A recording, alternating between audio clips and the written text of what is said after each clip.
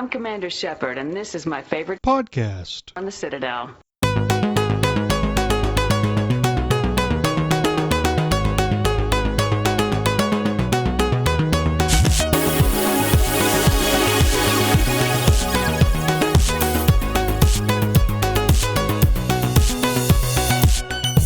You are listening to Accidentally Casual, a nerdy gaming podcast journey. My name is Minius of Minius GC, and with me is Tucker from Talking About Games. Hello. Tucker is a game designer, and I'm a dude with a very big voice who plays a lot of games, and together we podcast. Yeah. I don't know how to intro. Like, when you present me, I think I just say hello. Like, That's what we're supposed to do, right? Yeah, but, like, whenever there's podcasts or stuff, like, it seems like people say more than just hello, but we've done so many podcasts and drama nerds and this is number 48, I think. But I think I've always just gone hello. I don't know what else to do. Yeah, occasionally you go in there with an F-bomb and make it amusing, but yeah, it's not very important. So we're gonna try to make this a weekly podcast again. We have backups of our backups, and we're recording backup shows. So we're gonna go weekly release. Right now, we're looking at Fridays at 9 a.m. Pacific, noon Eastern, 5 at night in the UK, and 4 in the morning on Saturday in the East Coast of Australia. The world is round, and there are different time zones. Yeah. But I imagine we will switch that up until we eventually get a good recording time. We finished the first video we did immediately, which was interesting because we cut out a lot of the working parts, so it became very, very easy. I think we'll be able to turn this around pretty quick. Yeah, I mean, the idea is like we record, but then give it a day or something like that, just in case something bad happens. Yeah. Also, heads up, I want to record a little bit earlier in a couple weeks because I want to play Cyberpunk all day, and sure. Yeah, that's the topic of our show. But I just want to let you know we'll talk about that later. So these aren't going out immediately because we do a video version of it, and that video version takes a while to put together still, but I do want to get these podcasts on audio versions. So if you have a particular podcast service you want to hear, or you want to hear Accidentally Casual on, let me know in the comment section, or probably the best way is to tweet at me at MiniusGC. You can also try accidentallycasual@gmail.com. Where do you listen to podcasts? Just on the Apple service. Really? What podcast do you listen to? Like, what are your go-tos? So my favorite podcast is barely a podcast, but it comes out a week. It's called Hardcore History. Ooh. And it's phenomenal, but it comes out like twice a year now. So. Oh, really? So they don't put out weekly episodes or anything? It's the most in-depth breakdown, and the guy does a whole bunch of research and stuff. It's really? If you're interested in history at all, it's absolutely must listen to. Ooh. But that's the one I always go back to. I'm like, oh, that guy's really good. I want to try something like that. Because I'm just on Spotify here with mostly nitpicking. One podcast that's mostly nitpicking is like they pick like movies apart, so on.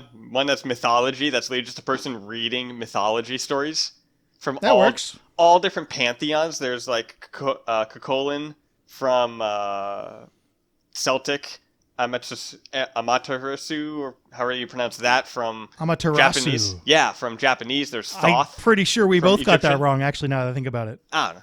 But I've been playing some Smite, and that just gets my mythology. Okay. Oh, it gets me going with that. One more thing, too, before we get too far. We want your Mass Effect game ideas. We've got a bunch of them already, which is pretty cool. People came in. There is a new Mass Effect game coming at some point. I'm going to go with 2026. It might be 2025, but it's fun to speculate, and we want you guys to pitch Mass Effect ideas. Email your ideas in again to accidentallycasual@gmail.com or post it in the comments section.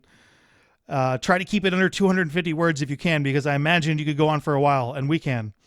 But I would love to see some in-depth designs, but if you want to keep it under 250. Fine. Go as deep as you want. So we can either make this a full show, which was the original plan, but I think we're getting enough of them that we could make it like a weekly segment. Ooh. Maybe. Where we could do a couple of them every single week on the podcast. I haven't decided what to do, but that way there's no cutoff, so you can get this and keep on going in, and we can get going, and we'll just chat game ideas.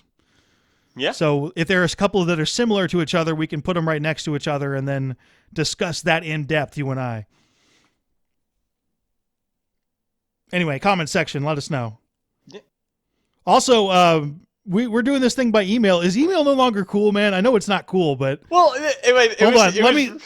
Let me read these. Let me read these texts from between Tucker and I. Yeah. He sent me a video, and first of all, I was really, really deep in Miles Morales, so I saw this thing coming up and like, I'm not going to do this right now.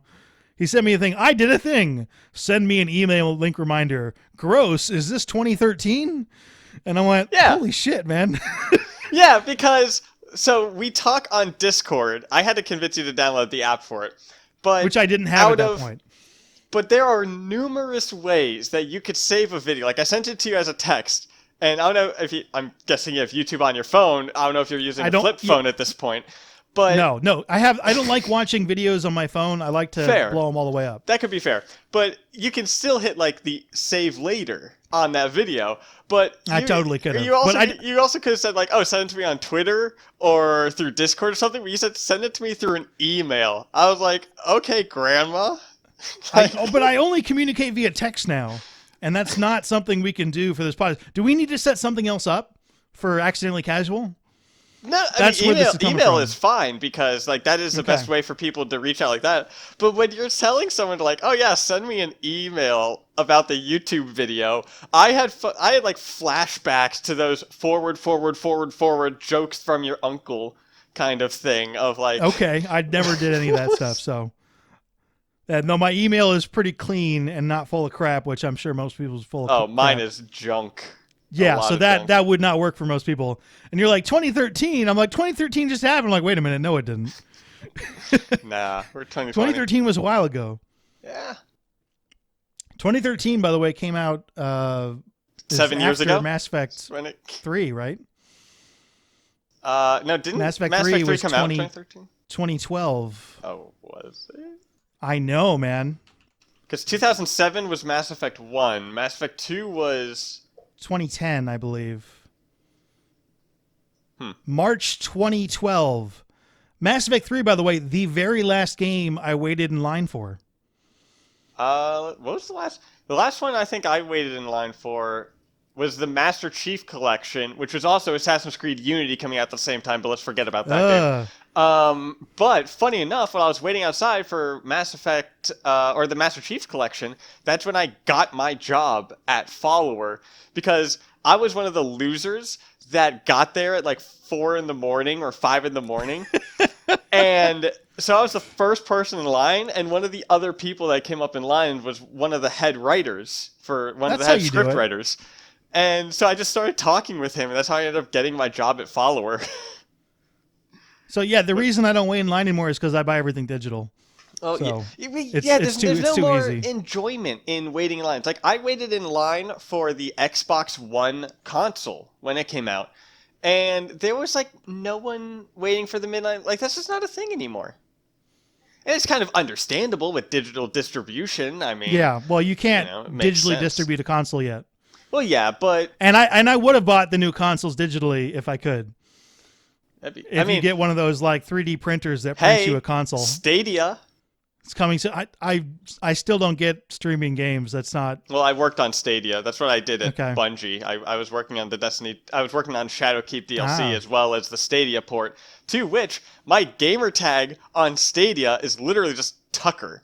Because I was one of the first few people to get the gamer tag thing.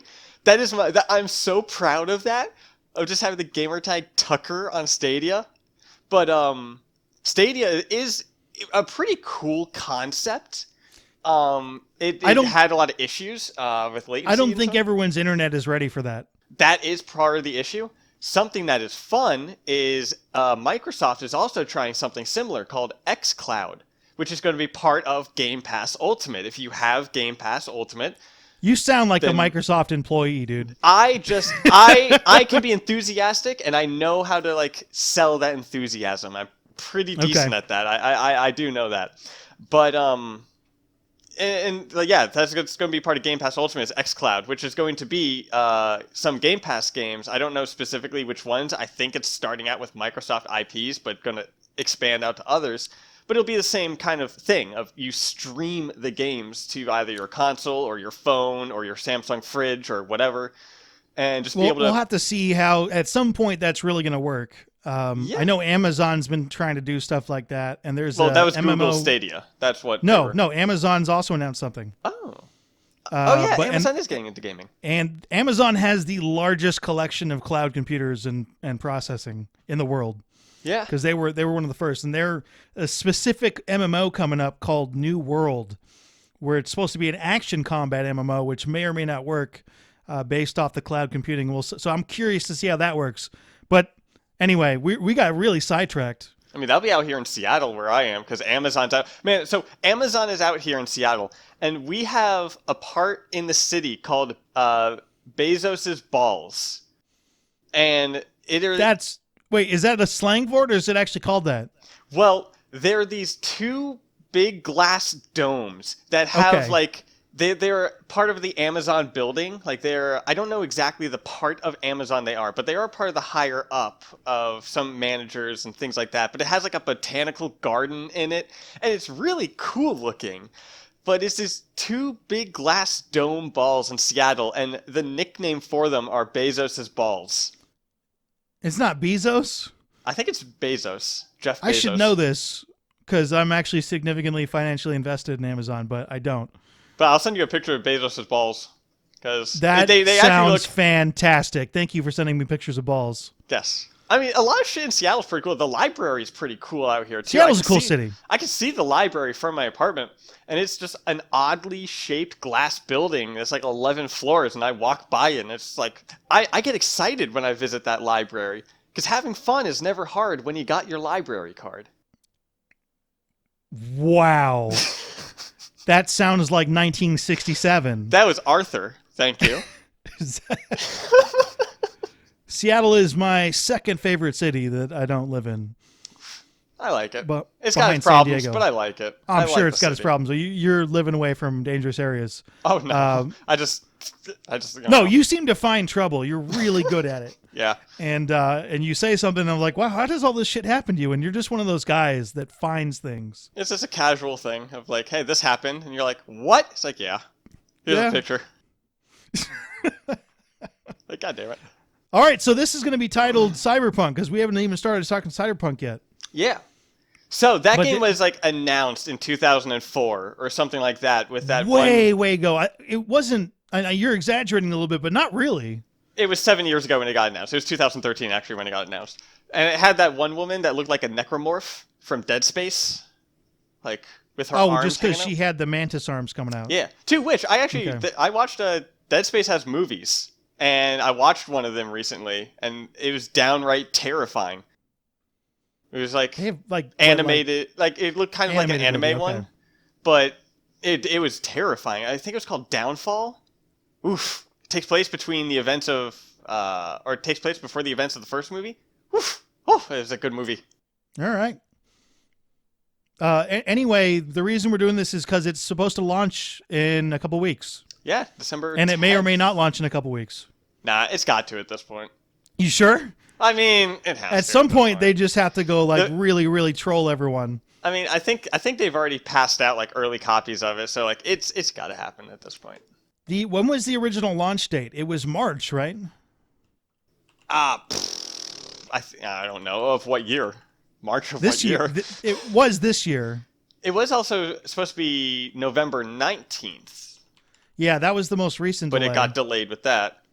It's got to be at this point. So, okay, Cyberpunk 2077 was originally set to be released on April 16th. Then it was pushed to September 17th.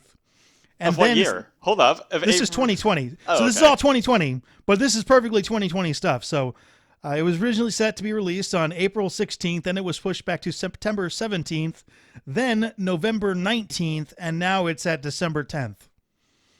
So I like how... I mean, that must be its official release date, because they've also delayed it before. Yeah, this is just when, hey, we release... This is why I don't like companies coming out and say, it's going to be released on this day, because I don't see how you can hit those dates at this point. These projects are so big. Well, I mean, it was, kind of a global pandemic kind of changed things around. For the most part, companies will have things planned out decently in advance because you got to budget, you got to plan everything ahead, you got to do all that.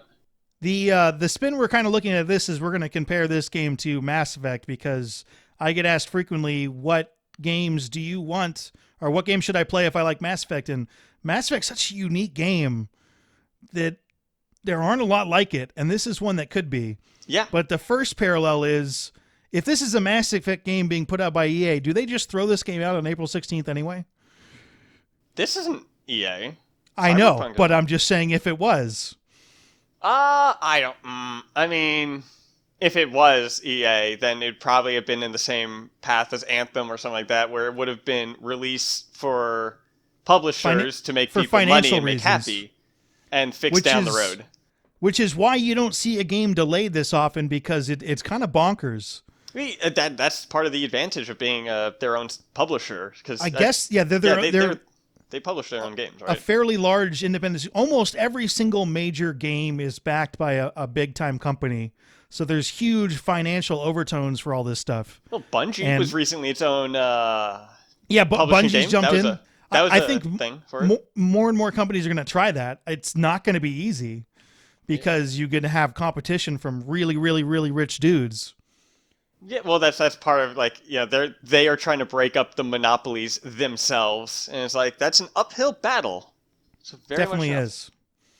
It's interesting though to look at it so they're looking at this CD Projekt Red is, I assume, from a very, very long-term perspective, being that it is way more important to them to have this game be as good as possible than it is to get it out on time. Because at the moment, they have a very, very, very good reputation for making good games, even though they haven't made that many, quite honestly. Yeah, it was, besides The Witcher.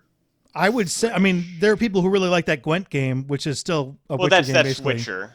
That's but it's the only two that I would call really, really good would be the second Witcher game and the third Witcher game, and that's it. Yeah, but what else have they done besides that? Not a whole lot. Obviously, the first Witcher game. Let me try to dig into this. Have there been other Cyberpunk games? Cyberpunk has not had a game yet. Because it's been a board game. It's been a board game series, yeah. That's what this game is inspired by, is the board game. Yeah. According to this, CD Projekt Red has only done Witcher games, basically. Oh, okay. So this is a very, very drastic departure for them. Well, yeah. You're going from a first-person melee combat game to a first-person shooter. You mean third person, but yeah. Did I say first person? I can't get those persons right. Okay. How many persons are there? Well, it's important too. There is second person.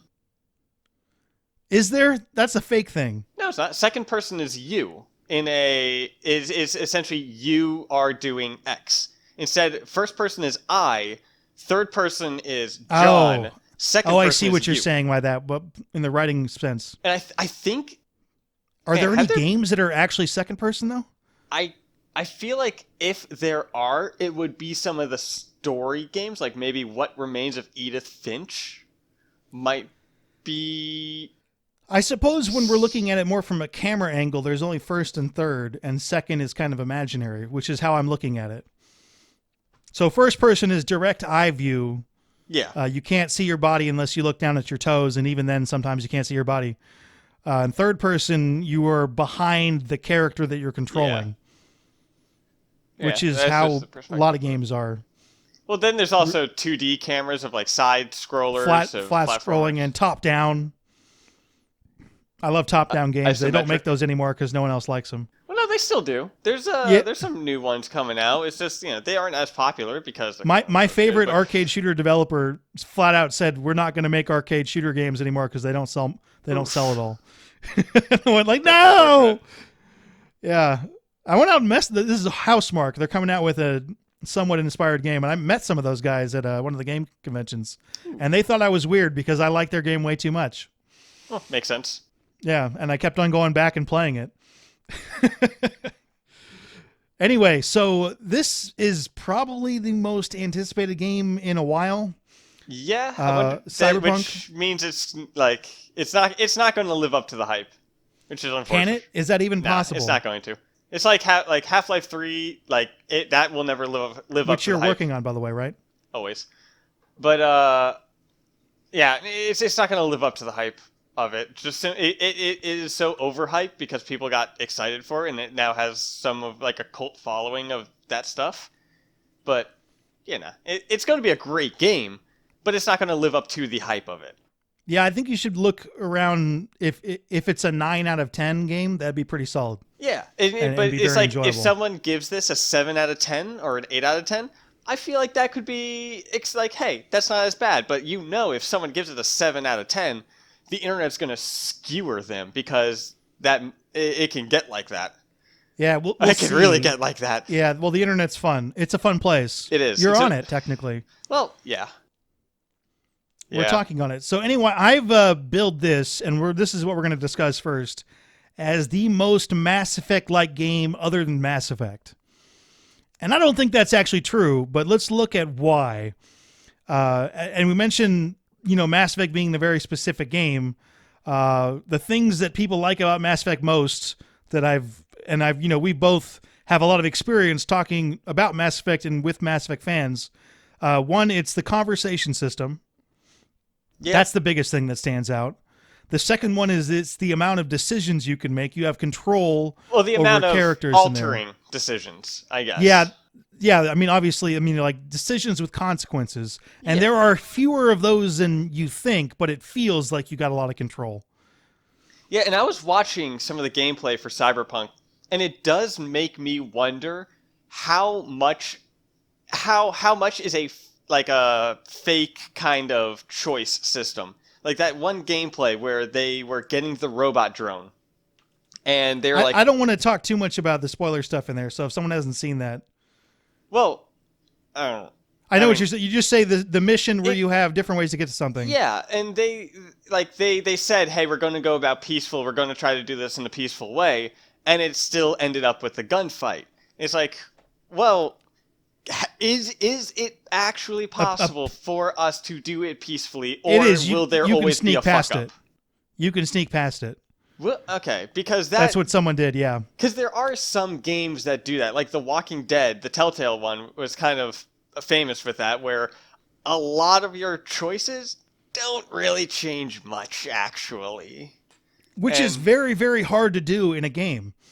Yeah. Because the more choices you can make, the more different options it goes, and the harder that is to program. Yeah, like just the amount of work that requires as you start especially when you get 3 or 4 decisions deep, shit can get wild. But yeah. So this game has been worked on, I think, since like the Mayans were writing on tablets, but I hope not. It does seem you think like they've been working overtime since then? Yeah. It does seem like a lot of work is being put into it. So I am definitely going in there with I wouldn't be surprised if some of your decisions don't play out the way it is, but I do feel like the effort is absolutely there, that there will be choices and stuff that you can make that will absolutely change a lot. What they are saying they're going to do is incredibly ambitious and very, very, very hard. Yeah. And there's a reason that there aren't games like that very often. That's what it is. It's like, it is extremely ambitious, and I feel like they can do it, but I want to get my hands on it before it's like... This is the problem with Mass Effect 3. It was like, hey, you didn't actually make any decisions, and people got pissed. Yeah, and you don't really understand how hard that is. Well, I mean, your choices still matter when you're there with Tachanka or... yeah, you can make... there are ways to do it, and we can discuss this as we get into different Mass Effect ideas. There's all of that. It's just like the ending of Mass Effect 3 was kind of like, but our choices. So where was I when I was going there? I was saying conversation system, decisions, romance. People are really nuts for romance options, and that's apparently all over this game. Romance is a very nice way of putting it. Yeah, I gotta ask, because they said like one of the things in this game has casual romance. So if there's casual romance, does that imply that there's ranked and competitive sex as well? Or orgies or something? I have no clue. Because if And there's ranked and casual, competitive sex, well, that sounds... if there's casual romance, then that implies that with Competitive casual, romance? there's got to be competitive romance. I've never been involved in one of those. I don't really know what that is. I think that's just called dating. Is it? Is that? I thought you were like. I guess you really competing for it. Is that like The Bachelor, but like know. Cyberpunk 2077? Is that what that is? I've never seen an episode of The Bachelor or Bachelorette. I have no interest in it. I've seen like some clips of it, just because I have like clips. sisters. Oh, Like, I've seen like moments of it because they'll watch it, but yeah. that's about it. So there's those, and then the final thing is it's got a cool sci-fi setting. Yeah, So that's 4 major Mass And Effect points there's that something, are in there. and there's something I'm wondering about because I don't know much about this game. I do, so you can ask. Didn't have much interest with it because I've played Witcher 3. I've played the beginning of that game a decent amount of times, and I've never really gotten past, like, after I've killed the Griffin, I've never really gotten past that just because... So you've got stuck at the Griffin and in the hinterlands in Dragon Age. Yeah, because I had my great. enjoyment with that game, and it was just kind of like... I don't, it just, for some reason, it just kind of drops off after that, because, I don't know. But so... I mean, if they're slow burns, and this game might be a slow burn. They are, so I've been kind of going more towards games that are quick, short, and like kind of things like that, like more quick ones rather than like an 80, 100-hour long game. And so Cyberpunk's going to be like getting back into that, but I was kind of not interested because I knew it was going to do well. And I know the community is extremely excited, but it was just kind of like, I'm just going to kind of skip it. But now, looking at a lot of stuff, it's like, no, I'm excited again for it. And it's launching in 2 weeks, which I feel like is the best time to now get back into it of like, okay, no, I can be excited for this. Yeah, I'm cautiously excited and definitely going to enjoy it, but don't have over-the-top expectations for anything anymore, basically. I just kind of look and like, what could go wrong, and then I'll go in there. There's specific things about this game that I'm damn curious about. There's one thing in particular that I'm feeling iffy with, and it's the bullets in this game, or the ammunition. It seems like there are 3 types of ammunition. One are ones that like bounce, like they are smart, that you can bounce off of walls or stuff. Some that you supercharge that can go through, that can penetrate, and then some that lock on. Are those the only 3? Are there no like regular guns? I assume there are, and I have not played the game, so I can't answer that. Yeah, because if there are, like, just one of those alone, the locked on bullets can be fun, but if that is like one of your main weapons, I feel like that takes away some of the skill or some of the aspect of that when your bullets find the enemy themselves. Yeah, and this is more of an RPG than a skill-based action game too. So it's a lot more about writing the story, so that may not be very interesting, but if they have Well, it'd be like if Witcher had a sword that you just hit like one button and it's just kill, like without having skilling of timing, parrying, doing any of that stuff. With shooters, it's aiming and your accuracy with that, and like, well, your bullet's finding its mark. If they have to do something like that, well, there's a couple things they'll have to do. Mainly, maybe having a range or a certain, your bullet can only arc so much, or a rarity. Could be a rarity or a distance. There's the smart pistol. Extremely limited ammo is another way to do it. I mean, there's the smart pistol in Titanfall, and that was fun. But in the first one, it was kind of overpowered because anyone could use it. And they balanced it in the second one by making it limited. But you had to burn your way up to it. And this is kind of in Mass Effect. You use it when they're in cover, so you can kind of bend your ability around cover and hit someone. Yeah. But you actually have to aim that. It's not automatic. It's not like a lock on and then you turn around and fire it. You got to be within a certain range of them and hit that. As well as if the enemy is, because I'm guessing the enemies as well in the game can use the same exact ammunition as you. Very possible. How do you stop the locked on if they're using locked-on ammunition for you, how can you get away from that? Like, I'm curious about that. Like that's actually that's a very good point. Because the combat is going to be a big thing for me personally, because that will be what keeps me involved. Because the way that I want to play it, from my plans right now, would be a sniper rifle that does have the. I mean, I'm talking shit about the locked-on ammunition, but and on you're a sniper rifle with locked-on yes, ammunition. because I feel like that would be great. And then the other thing would be like a pistol or an SMG or like something small, light, rapid fire that could be used in close. Because I want to be stealth.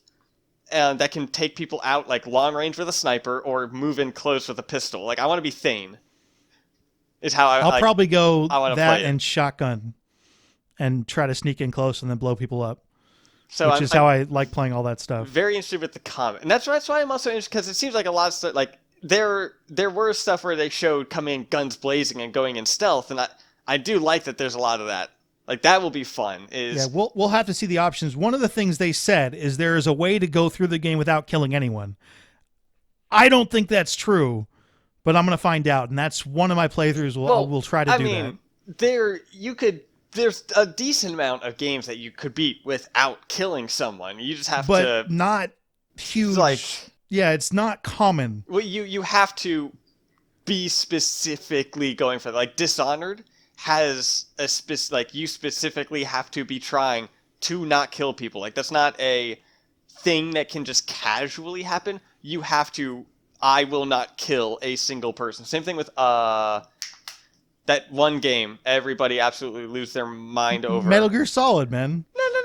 No. 2D one. The 2D one that's on PC. Oh, man. People are going to get angry that I can't name this right now. I can't. I don't know what you're talking about. The one that has the flower. The one that has this skull that everyone... It's that one game. What? We're going to come back to that. No. Too late. I've gone down that rabbit hole. Yeah, okay. Well, you think and I'll talk. The other one, I always enjoyed Metal Gear Solid hard playthroughs where you go around not killing anyone. So that's something to go. And while Tucker still thinks of this, and he's not going to get it. No. Man, as soon as I name this game, I am honestly so disappointed in myself that I can't. It is... It's the game. It's a 2D game that was made by like a small group of people. The internet has lost their absolute mind over it because of it. Like it's pretty cool because it has some sort of thing where you have to open up your game itself, the game files itself, kind of like Doki Doki Literature Club, where you have to actually open up the game files itself and alter them to take part in the game. God, what is it? I can't even think of the game I'm thinking of that isn't the one you're thinking of, so I'm not going to be able to help you at all. Why don't we tag that? Because you will sit here for 15 minutes, and I don't want to have to Undertale. Edit out. Undertale. It was okay. Undertale. God, man. Are people still going nuts over Undertale? Absolutely. They're probably like the 5 people subscribed to me. Probably all hit the unsubscribe button as they were hearing me not miss the damn! All your subscribers. I know, right? But I'm still there. That's a game that was like that. I forgot. Yeah, I forgot why I brought up Undertale. I got so caught up trying to figure out its name. So back to the combat on Cyberpunk 2077. I think a lot of people are going to have issues with it. It's just the kind of game that most studios need a couple cracks at a type of gameplay to get it right. Well, do they have like? Is it and all they have gun never combat? made a first-person shooter combat type game before. Well, is it all gun combat? Do they allow builds for people who want to come in and just start slugging? There's melee builds. Okay, so that sneaking builds. Yeah, no, there's other options if you don't like the gunplay. And apparently the gunplay too, it starts out very sloppy and you need to spec into it to make it work. I like that. So like you're going in there and you can't hit shit and you have to actually spend points on being able to hit people. And that's what I'm meaning though with like the smart bullets and things like that. Like not like that helps you feel like you're growing as a character when you're better with accuracy and so on like that. And so I like that you spec into it, that you build your character up into being like more proficient with a firearm and so on like that. So yeah, this game has tons of potential, and it's just so big that you're like, I don't know if this stuff is possible to pull off. And it's also a lot more open world, I think, than what I was understanding of it. I thought it was open world in the sense of the Mass Effect games, where there are hubs that you can go to that And you then can walk explore around. that Yeah. have, and that Cyberpunk would have a decent amount. But from what it is kind of looking No, like, it's way more like Grand GTA. Theft Auto. Yeah, where it's Yeah. just completely open. In fact, if you were going to compare Cyberpunk to certain games, and we have a Mass Effect slant on that, mostly because most of our listeners are Mass Effect fans, which we'll branch out on. I hope so, because we like lots of different kinds of games. Yeah. But it's probably a lot more like a hybrid between Grand Theft Auto and Deus Ex than it is a Mass Effect game. But it has those elements that we talked about there. Those are the two games I would put, and you're like, this is a hybrid of those, but with the same kind of choices that you would get in a Witcher game or a Mass Effect game, and romances on top of that. So it's combining a whole bunch of different games into one, which is crazy, crazy ambitious, which is why it's not surprising, A, it's taken so long, and B, it's been delayed 3 times. Yeah. I mean, I'm just trying to think of. I mean, maybe Skyrim, when that was coming out, that was considered extremely ambitious, and that's a game they still release. Although Skyrim, at its core, really not that much different all the way back to Morrowind. I mean, Skyrim is even released on the Alexa. Yeah. Are they on the what? Yeah. How does that work? Yeah. Hey Alexa, play Skyrim. No, God damn it. She's not listening. Welcome back is she? to Skyrim, adventurer. You scroll through your journal menu for a refresher on your quest. Alexa, stop. That's how it works. Oh my! What the hell? Audio description. That's bizarre. It's. Have you ever played Zorg, or do you know what that is? I know what it is, but I have never played it.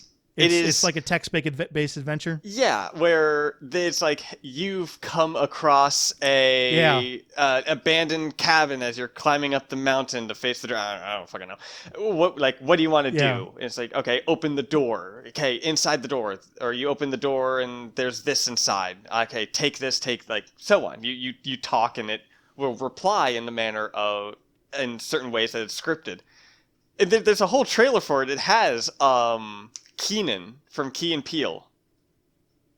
I think. I always get those two mixed up. I can't remember. It's the taller one. In the Skyrim one? Yeah, it has Key and Peele, the two stand-up comedians. Yeah, I know who you're talking about. The taller one, there's a trailer that was put out on April 1st because that is the best time to put things out. That is absolutely the best time. I disagree, but go ahead. You're just such a jerk about it. They put a trailer out for the Skyrim on Alexa, and that was it. And it was real. It was real. People thought it was a joke, and it was real. Yeah.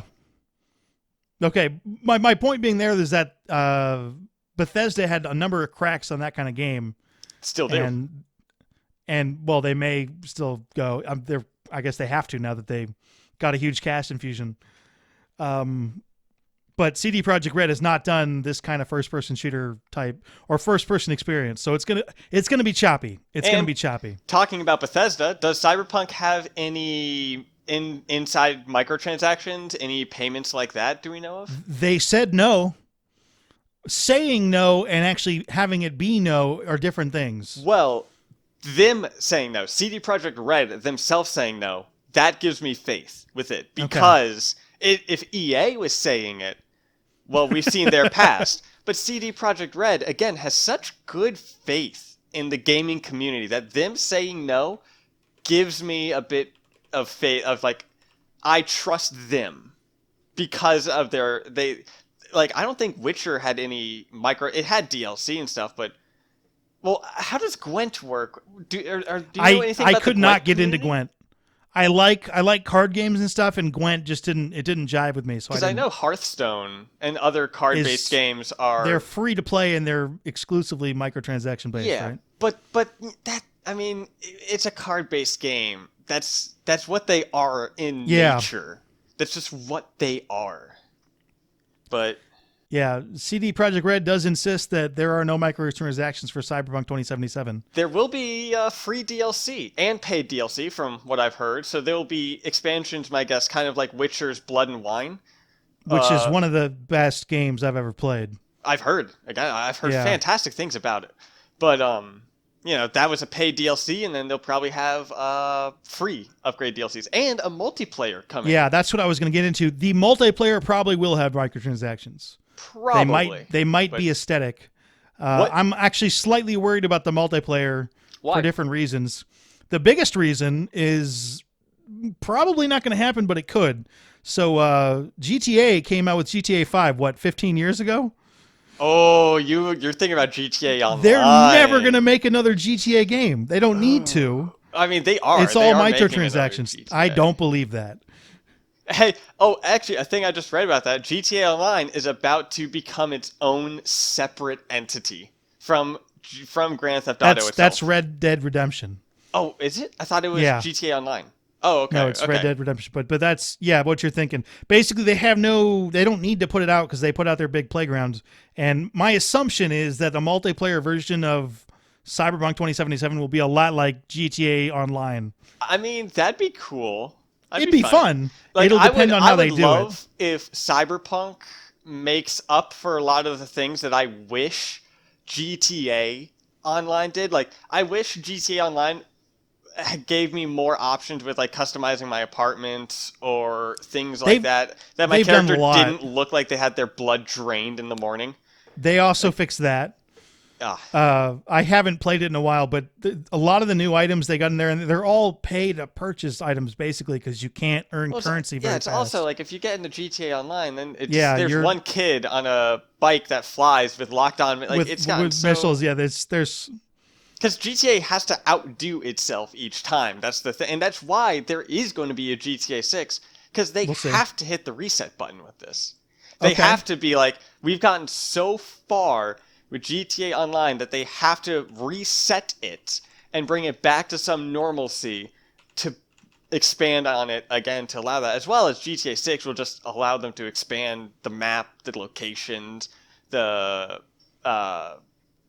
icons of like pop icons and stuff like that. Like, so the reason I'm bringing this up, specifically looking at, there was a point where they were releasing a Grand Theft Auto game almost every year. Oh yeah, I mean PS2 so, and now it's been for a while. Yeah, the PS2 had 3 GTAs, and the in GTA a row, 5 basically has 3 PlayStations.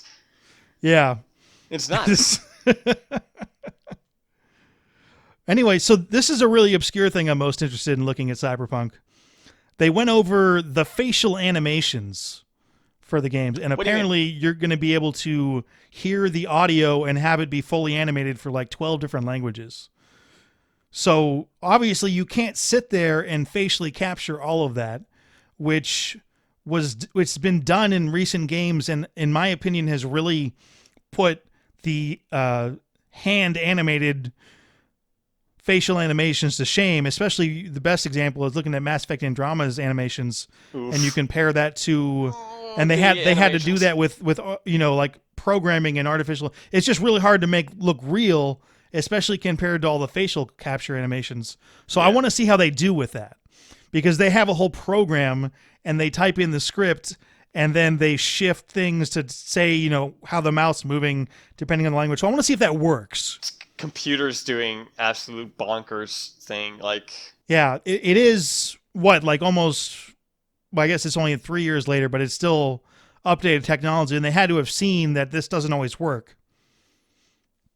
I can't imagine it's going to look great compared to, just the outright amazing facial capture and performance capture that people are doing now in most games.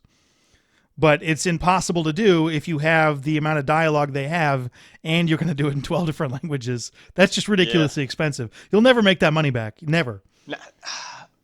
I mean, they're going to make their money back. No, GTA, they wouldn't be able to make their money back if they did the facial capture on all the stuff and the cost for that. That's what I mean.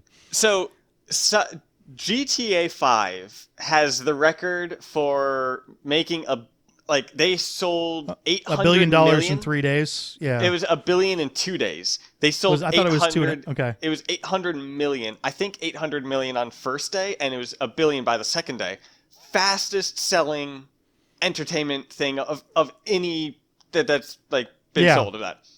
Do you think Cyberpunk's going to beat that? No. You don't think so? You think GTA is going to be more popular than Cyberpunk? I think it's gonna be. I think it's gonna be less popular. Or I mean, I think GTA is gonna be more popular. I think Cyberpunk's gonna be less popular. Cyberpunk's specific in a couple different ways. First of all, GTA is a mature thing, but this is really mature. And GTA, everyone knows. Every person has heard of Grand Theft Auto because there's a couple reasons. Yeah, that was like it was GTA 5, but it was like the 7th major game, more than that, really, of that brand. Well, because GTA 4, but that's why because of Witcher 3. Witcher 3 is one of the like highest loved games currently of the past decade. As being like the Witcher other thing 3 is it's also a sci-fi game, and those tend to be a little more niche than open world regular stuff. Yeah, I can. Yeah, that makes sense. I can definitely see Modern Times being a better seller than sci-fi. Here's the best way to look at it. If GTA 6 was coming out on the same day as Cyberpunk 2077, which game wins? Ooh. I mean, I would just be getting GTA 6 with that. I think it's an ass kicking. I think GTA whoops its ass. Yeah. This is a scenario, obviously, where someone really, really fucked up in many ways. Do you remember putting these on the same day is dumb, and maybe Cyberpunk 2077 gets delayed another 4 years. Remember when Watchmen was coming out, and it was coming out a month after GTA 5 originally, until Watchmen got delayed. But Watchmen had an advertisement that was a month in Los Santos is enough, or it was something like that. It was essentially saying like you're only going to spend a month in GTA 5 and Watchmen. You mean Watch Dogs? Watch Dogs? Yeah, okay. Watch Dogs is going to take your attention away from GTA 5, and then not only did Watch Dogs get delayed after that, which made that thing like that kind of funny. Watch Dogs was also kind of not that good, but So yeah, with GTA 5 selling $1 billion, I was wondering like what game is going to come around and it's going to take that, and I was thinking Cyberpunk might do it. I don't know. I'm trying to think.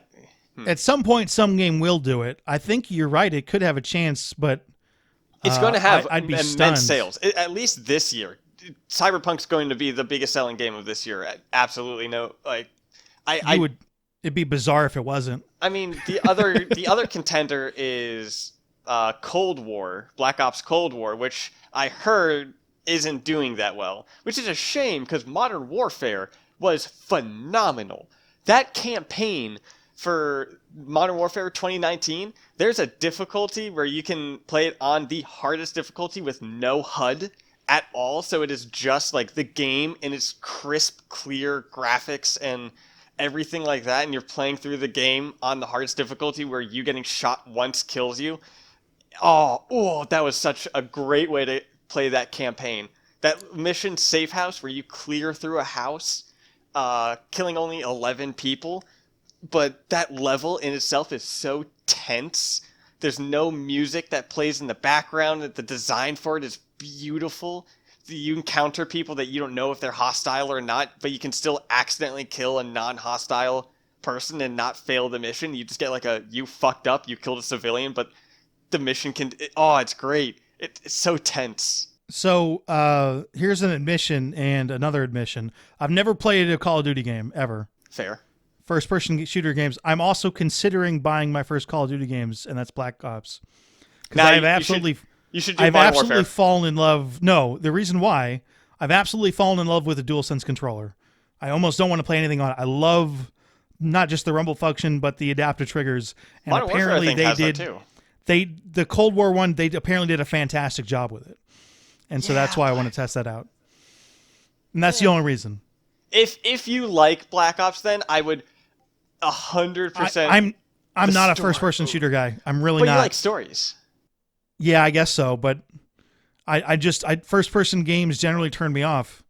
Well, I mean, so Yeah, well, I mean, that is fair. Everyone does have their own preference for that. But so part of the campaign with Modern Warfare, where you are playing as the Middle Eastern girl in her small town, or like I don't know the proper name for it, but you're playing as this little girl in a Middle Eastern area as it gets bombed and gassed by Russians, and it is tense as you and your brother are making your way through with gas masks as you're seeing the effects of poisonous gas that was bombed on this town, and it's tense. It is a shock thing, but it's not like we're trying to shock you. Like, it's telling us the story of it, and there's that realism of it too that is just like it was a phenomenal campaign.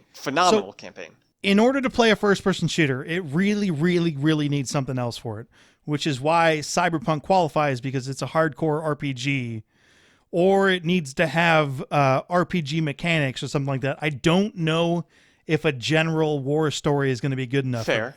Have you played Dishonored or any of those? No, because I can't get into first-person stuff. I have played Destiny because I was curious to see how a console MMO would go, and it's not really a console MMO, but it also kind of is. Sure. So that was just enough for me to get into it, and that was just enough. Okay. But we can get into this on another podcast, but Cyberpunk is going to qualify. I would definitely prefer Cyberpunk third person, and I have a feeling at some point there will be a third person version of it, but it's taken them so long to come out with this game, I'm not particularly worried about it. I don't know if there'll be because if they if they haven't done a third person thing at this point, everything then for this game is designed and developed with first person in mind. So putting it in it's third possible, person yeah. might maybe the multiplayer will do it. Break things like that. I was thinking specifically multiplayer, but that's way down the line. I don't think multiplayer is out for at least 2 years. Third person when you drive a vehicle. Yeah. But yeah. And we haven't actually played it, so we'll have to see. At some point, I think we will do a Cyberpunk 2077 spoiler cast. A game because that would be fun. A game that is first person only. That was also kind of fun. That's recently out. Was Star Wars Squadrons.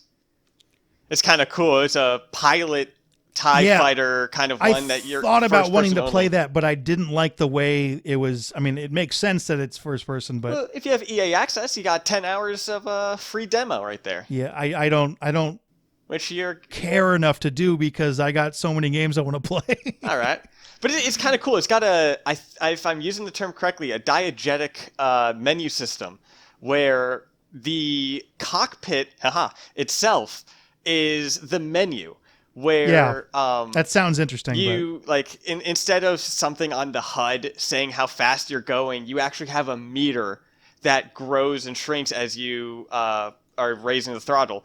A heater that shows your ammunition instead of some that's actually on the ship, and each ship is different. Your TIE bomber, and there's some that have more advantages based on how much stuff they're showing, right? Yeah, it's pretty cool. It's pretty fun. So I love space shooters, and I guess at some point I might get into that. It's far enough down my list that I don't think I'm going to get to it. And if I recall correctly, I think that was the original idea for Battlefront, for their space combat in Battlefront 2, but they had to scrap it and minimize it to mix with release.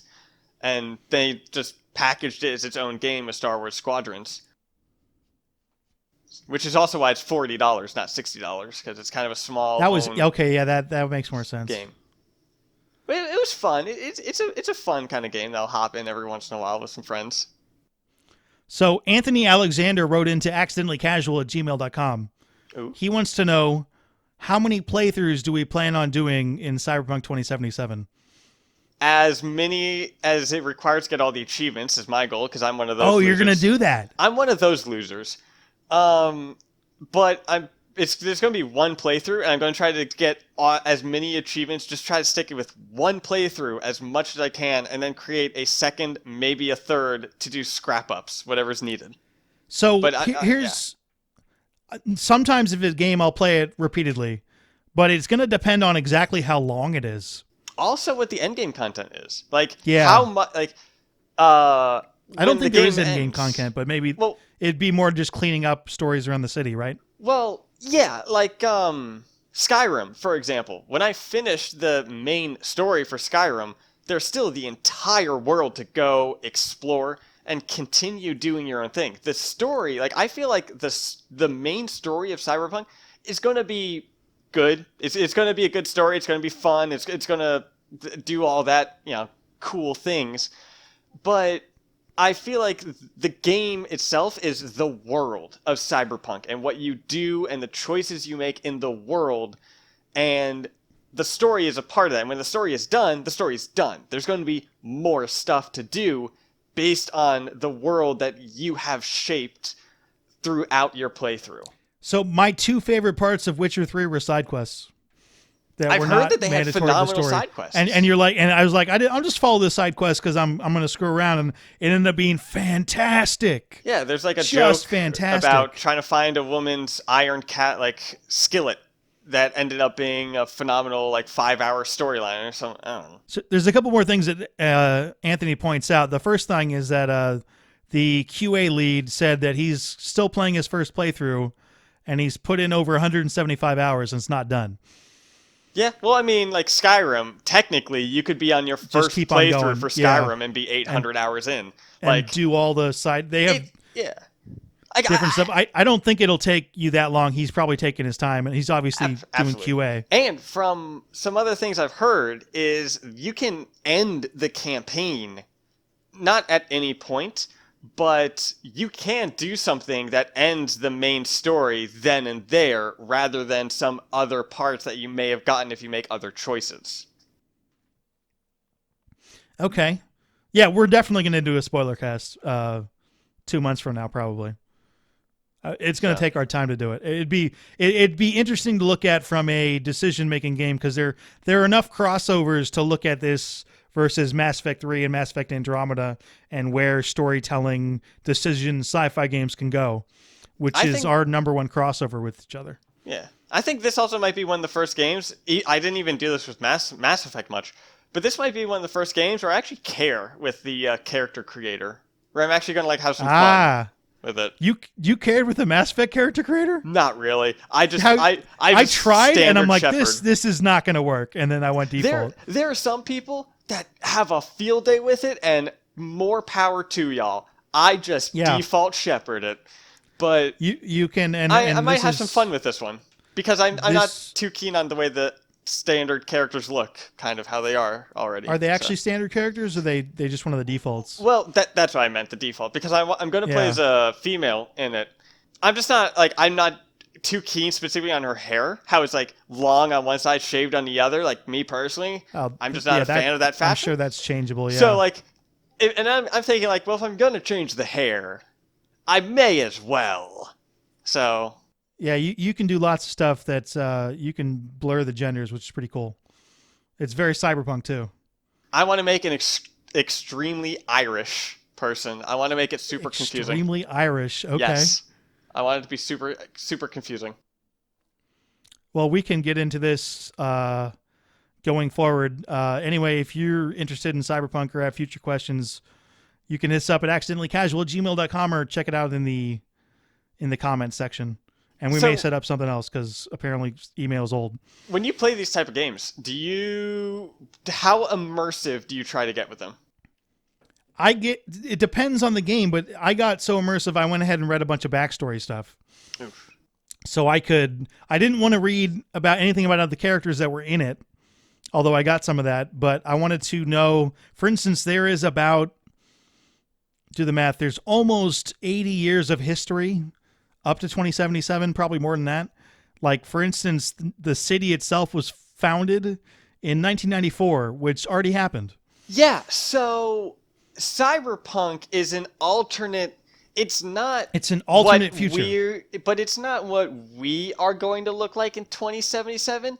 It is what this alternate history's 2077 look like. Because, if we look at Cyberpunk's 2020, I mean, besides the fact the pandemic and everything that's going on, theirs is a lot different. They like something happened in the cyberpunk world in like the 80s or the 90s that went ultra capitalism. Yeah, there's some And major wars that took place in the last 20 years if we were to be on the same timeline. Yeah. That really, really changed stuff. So and obviously we're not there. that's also something I didn't know. I thought this was just going to be like what the future's going to be in 2077. No, it's its own thing, yeah. Yeah. The Night City, very specifically, is actually a real city that got bought out by corporations, and I've been there, Morro Bay, which is in between where California? I am and Los Angeles, and Yeah. it's right in between North and South California.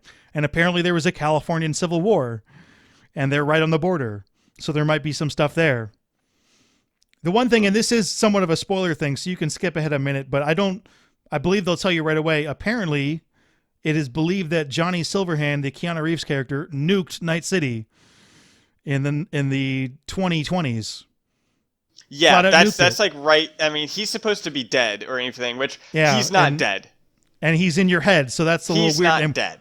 He is not dead. I'm calling that right here. He's not dead. depending on what you are alive, you're talking about like he's in a body somewhere? He is alive. He's not He's dead. Like I think he's alive already just being in your head. well, what That's I mean alive is like enough. well, because I think part of it is like Johnny's dead and no one like this is his memory thing in your head. My guess is he's not actually dead, that he is Oh, I thought that was his whole consciousness. well, I'm guessing that like he's either alive somewhere and like that is his like conscious like he's remotely getting information, like he's going to try to trick you, he's going to use you to do some of his deeds or stuff like that. He's alive, like he's some sort of puppeteer masterminding this. Either something of that or he is dead and his consciousness is planning something like that for his consciousness to like gain power. Like Keanu Reeves is going to end up being a bad guy. I think so too. He is yeah. not a good guy. Doesn't seem like no way that Keanu Reeves, they're just not doing it. They're not doing it. They're not getting a name like that and going to keep him a good guy throughout the entire game. He's a good guy in almost every movie he's done. Yeah, John Wick. He was a very peaceful dude in that. He was the good guy in that movie, though. Basically, Fair. I don't want to say a good guy, but yeah, it's very interesting where this could go. I want Keanu Reeves to be Ghost Rider in the MCU. There's a rumor that Keanu Reeves is going to be in Doctor Strange 2, the Multiverse of Madness one. There's a rumor so many about rumors, that. man. And Okay. if he is in that, I want Keanu Reeves to be Ghost Rider. That would be perfect. Because Yeah, Keanu but- Reeves has his own motorcycle thing too. Like him as Ghost Rider would just be perfect. If he's to be That in is the a MCU separate- character, it's gotta be Ghost Rider. Okay. Anyway, one thing I wanted to get to was the top games to play for a Mass Effect fan and the top games coming up that you should be excited for if you're a Mass Effect fan. And Cyberpunk 2077 right now would be on the top of the list of upcoming games, and it'll move probably to the top of the list to what? Think of a different one. This is A game that I would recommend if you're looking for an RPG kind of game, like what I would recommend are the South Park games. I feel like that would they're like RPG light. They're fun, short-ish. Like they kind of have a main you would story. put that ahead of Cyberpunk? Oh no! Mass I'm Effect-like game? meaning right now. If you're trying to find something to play between now and when Cyberpunk comes out Okay. on December 10th, like the South Park games, would recommend that. Yeah, Like- no, there are other games. This is a podcast coming up that will do that, and we'll talk about other games. Another game that probably should be on your radar, although it's unclear what they're going to do this, was Outriders by People Can Fly, who the gameplay at first turned me on because it looks a whole lot like Mass Effect 3 gameplay, where I it's don't know a what Outriders third-person is. shooter. I This is think something I've you can heard of look it. up. It's a third-person shooter, but it's almost entirely ability-based, and that's one of the reasons I like Mass Effect 2 and 3, is you can go around. You don't really need to shoot your gun. You can just do stuff with abilities. But the people who have actually played it have described it as a combination of Mass Effect and Diablo. Have you heard of a game called Spellbreak? Yes, and I have played that. That is fun. That's a fun game. from the ability standpoint, it's interesting. The Yeah. controls aren't great, but it is a very cool concept. And I would also like something that's kind of sad that I feel like is a low hanging fruit for Spellbreak. You love is- low hanging fruit. If yeah, well, because that's the perfect game design stuff. It's just these Okay. low hanging fruits. But would be the map itself that they have for Spellbreak. They didn't. They should have made unique spots on the map for each ability. Like the top part is the snowy part of the map, and have some things of like, if you have the frost ability while you're up there, maybe you can open an area because you find chests Oh, I and stuff see. everywhere.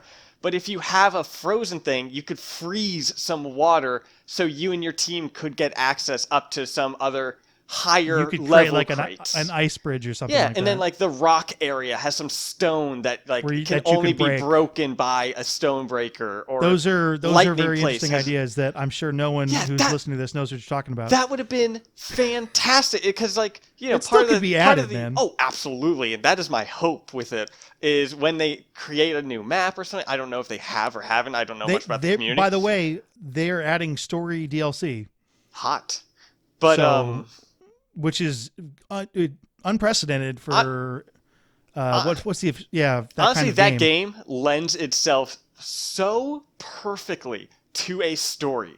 Like all I you need to know. do, you just need to create like a know. school teaching kids how to use these abilities, and boom, you got like 5 seasons right there on Crunchyroll. I really wanted that to be a single player RPG, and of course they assumed I don't know why they went with the multiplayer Battle Royale, because that's what sells. The Battle Royale. I guess is a big thing. but I don't know if this one sold. Well, and that's part of the issue. They say in game development that if you're designing a game around the trend, you're already behind. Yeah, Because which makes sense. Yeah, there were So a whole it bunch did- of companies that bankrupted trying to make the next World of Warcraft. Yeah, but I mean, there were some great Battle Royale ones. Like Modern Warfare's Battle Royale is really fun. Except that game is 250 gigabytes, which is just maddening, something like that. That's too much. It's nuts. It's too But much. there's some good Battle Royale games. I'm waiting for like VR. There's some good VR Battle Royale games too, but when I'm waiting for the next generation of VR, which I guess is already happening right now. Man, I can't wait for VR to have like haptic suits and stuff. That's gonna be how nuts. expensive would that be? Well, yeah, but that's how things start out though. Like when they have haptic suits, it'll be expensive for like the first year or so, but I can wait. I Okay. can wait for my dream. I think you'll wait there. There's some stuff in Cyberpunk. Anyway, I just want to wait for Ready Player One to be a real thing, so I can just upload my brain to the internet and not have to deal with life anymore. I don't want a person like you on the internet. That's creepy. Your digital consciousness all over the place. Oh my God. Oh, and actually, because we're talking about Cyberpunk, but we didn't talk about like Elon Musk with the brain chip. You talked about that last week on the show. I know. You just really into it. Well, this is kind of cool. I guess so. He's putting. I mean, and that's also like Cyberpunk itself, where they're like Yeah. integrating stuff with that technology, and we have robotic limbs and so on like that. But this is now actually this stuff will be coming. implanted It's in your just brain. it's further behind than they. I always have a pet peeve of them putting a year on sci-fi stuff because they're always wrong. They're always too early. Yeah, But except at some point, a lot of this stuff you'll see. But I'm not sure we'll go full on. I think a lot of it will be more of a mix of genetic engineering, but there are going to be some cybernetic augments to that probably too. Oh yeah, but isn't there usually that thing of like science doubles itself every 5 years or something? Like the rates that science expands doubles every certain amount of years? Because like the jump from TV to cell phone is so much of a like, but then the jump between cell phone to what we have like now is such a bigger jump just because as we improve our technology, our ability to improve technology in of itself improves. Like there's some I hope that thing of that. continues. That's not a guarantee. It certainly hasn't been the way throughout human history, but like the last, maybe with the start of the The steam engine and the Industrial Revolution has basically done that.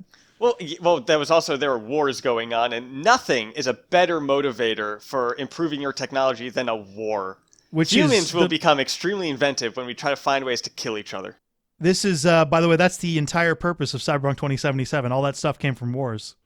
Yeah, I mean, that's... In the history, they're like, okay, it's a war, and we got to come up with new shit, so they did. That's how a lot of our technologies come from. We're trying to invent new ways to kill each other so we can win a war, and while we do that, we're like, hey, this penicillin's kind of nice. That's one of the more pleasant examples. Yeah, well, I mean, I could talk about Unit 731, but that would be not a fun rabbit hole. Or MK Ultra. Yeah, that stuff. Well, we can get really dark. History is phenomenal. A hardcore history podcast. Yes. Very good. So we're going to go in there. I want to replug. Go to accidentallycasual@gmail.com. Email in your Mass Effect ideas for Mass Effect games, and we'll be going over them shortly. I think that'll be a lot of fun. And I think we'll make that a segment now that I'm thinking about it, because I have another segment I like getting to. I'm going to call it the Obscure Mass Effect Character of the Week. Oh, there's one I was thinking of. Not. Do you want to go? Because you can go first. Of a segment. Oh, okay. Of just like a game that we may have been playing this week that we would recommend of like, hey, check this out. Yeah, that's a generally thing like what you've been playing. Let's do that first. How about that? Because I've been doing this one game called Sheltered, which is one way that a lot of people on the internet have described my life. And also it's a game where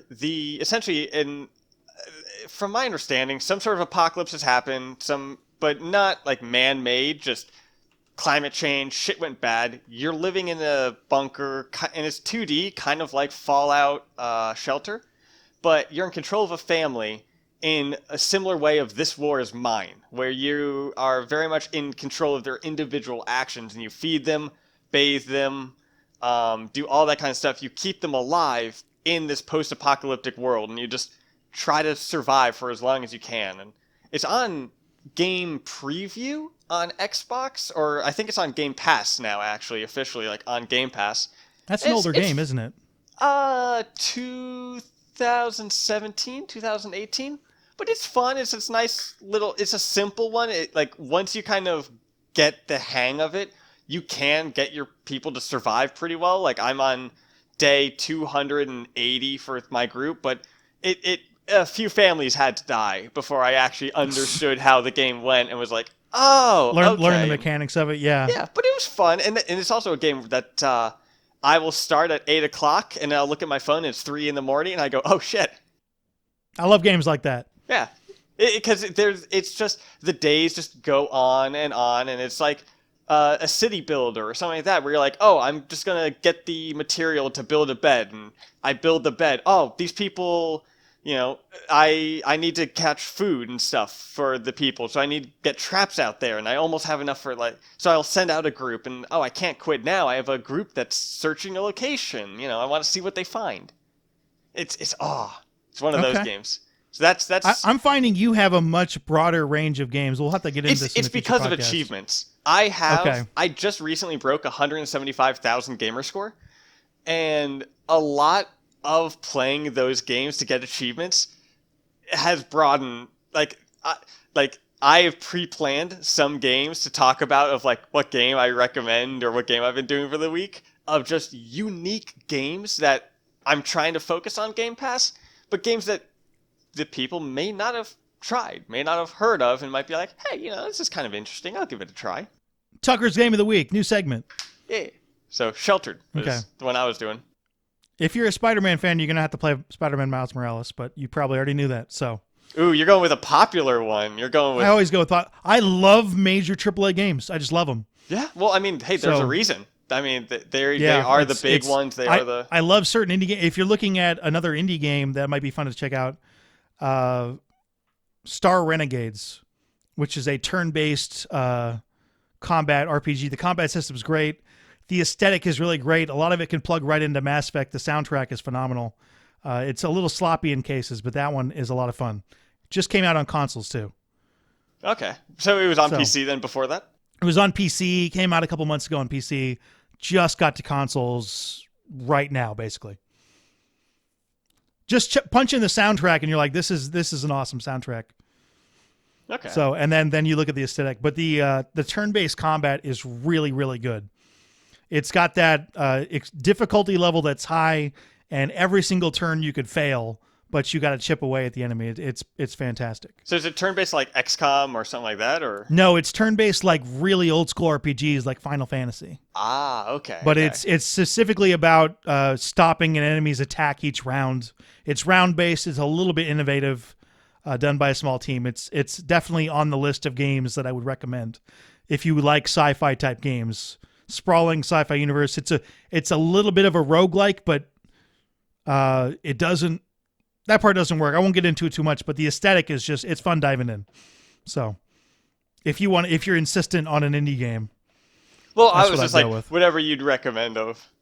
Yeah, I love the big AAA games, and there usually aren't enough of them, but that would be one that I would point out. Star Renegades and yours again was Sheltered. Take a peek. Yeah. Maybe we'll try to get links to those in the description box. Stuff in the description box. All right, we're going to try to get this also on audio stuff, and we'll have to work on how we do all that.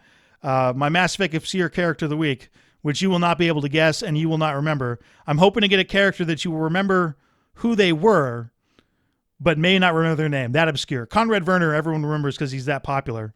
Well, he's a start. He's your favorite character. I'm not going to forget that one. He's very close to my favorite character. I don't think he's my favorite character, but his quotes are fantastic. This week's character is based on pandemics going on, and it's Daniel from the Omega Clinic, Morden's assistant, who you have to save at some point or not save. Daniel. It's just a dude. Daniel? It's a very naive dude, and I will post a clip of his stuff. The reason I picked him is because he leads to one of my favorite lines in the entire series. Daniel Abrams. Dr. Daniel Abrams. Oh, he has a last name? Are you sure it's... I thought it was just Daniel. That's what the wiki says. Oh, wow. He's got a last name. Anyway, he gives a setup to Morden, and Morden freaks him out. So that's great. All right, that'll be post-song. He worked with Morton Solis' clinic on Omega during the outbreak of the plague. He bravely ventures to get the vaccine. But and he's an optional character to save. Yeah, if Daniel survives, he sends an email titled "Things Are Quiet Again" to Commander Shepard. Yep. Tells you the clinic is doing well, that you got rid of most of the plague, and that he's been able to handle the rest without much trouble. And the Blue Suns keep offering to take over security. That's what you want. Mercenary groups taking over security. Yeah. Anyway, Daniel, if you have a character you want to suggest, you can go ahead. accidentallycasual@gmail.com. You can also email topic suggestions or questions. Send us something on Twitter. Send us something on Twitter. Yeah. I'm at MiniusGC. Tucker is at Appy Tucker. Yep. Oh, I put this down. I'm not following you on Twitter, and I'm going to do that right now. Okay. The reason I'm doing this thing, when Seeker was on the podcast, I wasn't following her, and I don't actually read the people I'm following because there's just too much. So that's why I didn't notice. But she was super insulted that I wasn't following her ahead of time. I don't know who follows me, who does. And I tried to sneak it by her, and it didn't work, and she was mad. So I'm talking to you directly, letting you know there. And if you post something, I won't see it. If you @ me, then I'll see it. Yeah, I mean, I haven't used Twitter much, but I plan on getting back onto that, or like just using it more often. It's interesting. It's an interesting place. There's some not so great stuff there. I've heard. But that's the internet in general. All right, so this has been episode 15 of Accidentally Casual Gaming Podcast. And we'll be back next week. Yep. All right, see ya. Special. Catch you then.